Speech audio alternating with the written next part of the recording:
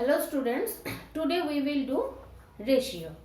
Now suppose you can see this is a water bottle. So ratio means comparison. If I am telling you compare this, how can you compare? With whom you are comparing?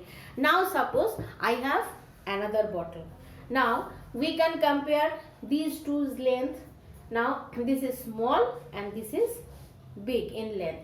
So comparing between more objects we can do.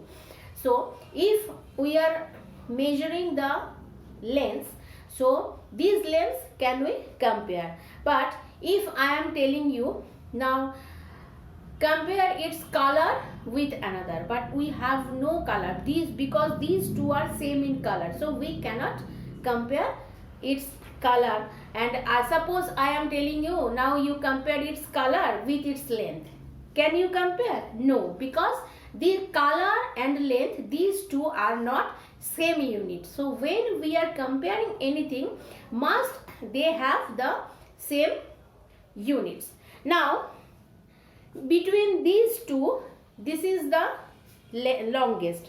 Now suppose I have this one. So now watch which one is longest. This is the longest bottle. So between two or more than two quantities we can compare these. Now this comparison method is known as ratio. This comparison is known as ratio.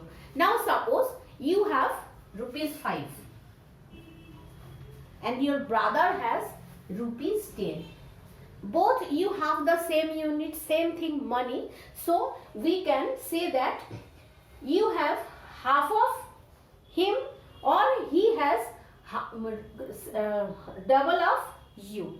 Now this comparison we can use this symbol. This is the symbol of ratio, and this ratio is 2. This ratio we can say this is 2, and this is the symbol of ratio. Now ratio is nothing, simply comparing these two quantities or more than two quantities by writing in division.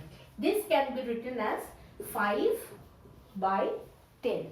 Now we have to reduce it in lowest term. So it becomes 1/2. That means 1:2. Can you understand this? Okay. Pause. Now ratio has two numbers. That means ratio is comparison between two numbers.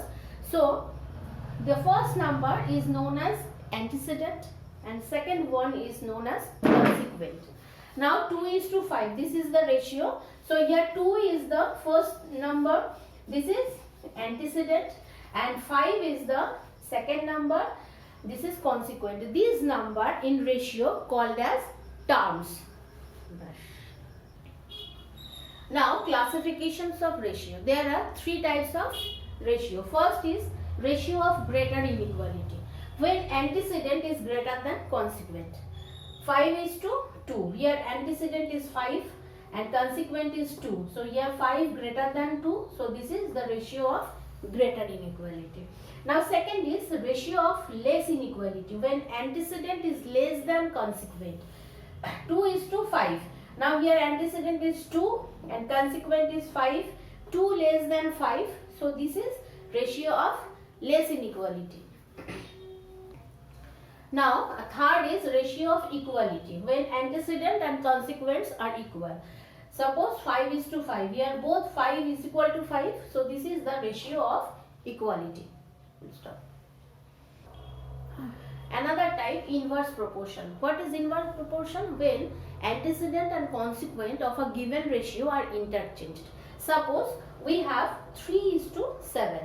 Now its inverse ratio will be 7:3. These antecedent and consequent, these are interchanged in the inverse ratio. Now suppose we have two ratios. 2 is to 3 and 6 is to 9. So this 2 is to 3 cannot be cancelled anymore, but 6 is to 9, this can be cancelled. So 2 and 3, this is equal to 2 by 3 or 2 is to 3. Now look, these both ratios are same.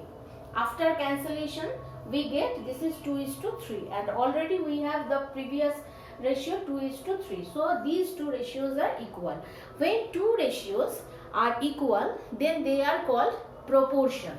So this can be written as 2 is to 3 is proportional to 6 is to 9. This symbol, double is to symbol, this is the symbol of proportion.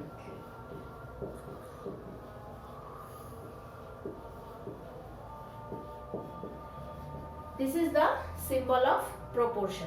Now look here, 2 is to 4, 2 is to 3 is proportional to 6 is to 9. Now here we have 4 terms, and these two terms are known as extremes.